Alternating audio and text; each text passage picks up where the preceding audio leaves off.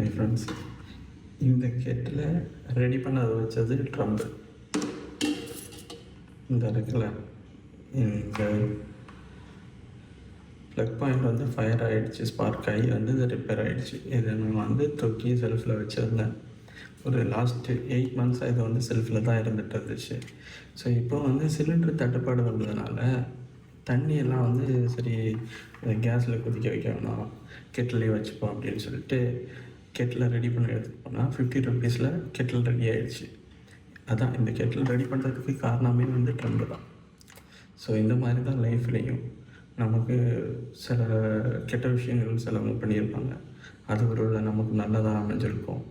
நல்லது பண்ணியிருப்பாங்க, அது கெட்டதாக அமைஞ்சிருக்கும். ஸோ யார் எப்போ வேணாலும் நல்லது பண்ணலாம், கெட்டதும் பண்ணலாம். ஸோ நம்ம எடுத்துக்கிற விதம்னு ஒன்று இருக்குது. எங்கே இருக்கிற ட்ரம்ப்பு எனக்கு வந்து கெட்டில் ரெடி பண்ணுறதுக்கு ஒரு காரணமாக இருந்தாங்க. பிகாஸ் இந்த வார் வரல அப்படின்னா நான் இந்த கெட்டில் ஸ்டில் ரெடி பண்ணியிருக்க மாட்டேன். ஏன்னா கேஸை டிபெண்ட் பண்ணியிருப்பேன்.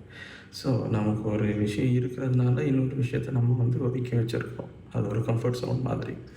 ஸோ இது மாதிரி தான் நம்ம வந்து அந்த கம்ஃபர்ட் ஜோனில் விட்டு வெளியே வந்துட்டால் நம்ம நினச்சதை சாதிக்கலாம், நினச்சதை நோக்கி போயிட்டுருக்கலாம். இதுதான் என்னோடய மோட்டிவேஷன் பாயிண்ட். உங்களுக்கும் இந்த மாதிரி ட்ரம்புனால நீங்கள் எதை ரெடி பண்ணீங்க, எதை வாங்க வேண்டியது வந்துருச்சு அப்படின்றதும் இருந்துச்சுன்னா கமெண்ட் பண்ணுங்கள். தேங்க்யூ.